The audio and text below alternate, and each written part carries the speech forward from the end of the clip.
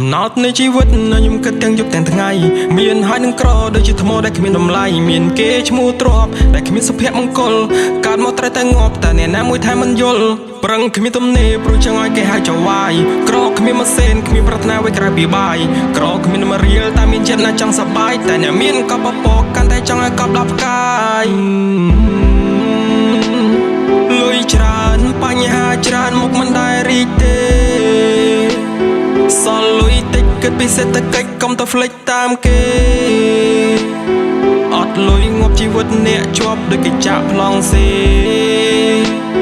ចាយច្រើនធ្លាប់ដល់ពេលអត់លុយរាប់មុខស្អុយអង្គុយជាពេលដែលអ្នកធ្លាក់គ្មានអ្នកនៅចិត្តពេលដែលអ្នកខ្ពស់ជុំវិញខ្លួនសិតតែមិន Let me tell you one fact នេះជាការពិតនិយាយពីការគិតខ្ញុំនិយាយឲ្យអ្នកគិតលុយឲ្យរួងលុយឲ្យស្លាប់កុំព្រោះតែវាធ្វើឲ្យអ្នកស្លូតត្រង់ឈឺចាប់បំណងល្អយ៉ាងណាតតែមានដុល្លារទៅគេស្ដាប់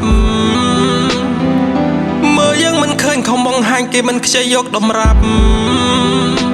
អំណាចទឹកប្រាក់ប្រៀបដូចជាច្រវាក់ចាក់អ្នកចូលក្នុងឃ្លាំងធ្វើអីមិនបានគេរុញគេច្រានរត់ចូលមករាំងគេធ្វើអីក៏ត្រូវទុកយើងដូចដង្កូវគេបើកស្លាប់ដូចស្ទាំង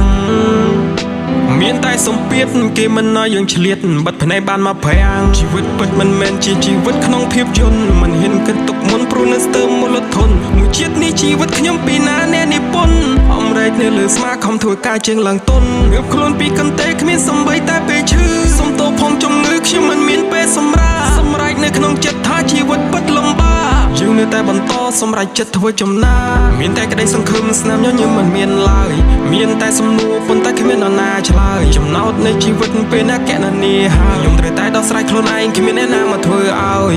អំរែកលើស្មាធ្វើការក្រោមថ្ងៃក្តៅសូមទេវតាបើកផ្លូវ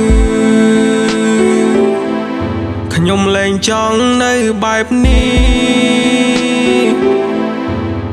អំរែកលើស្មាធ្វើការក្រោមថ្ងៃក្តៅ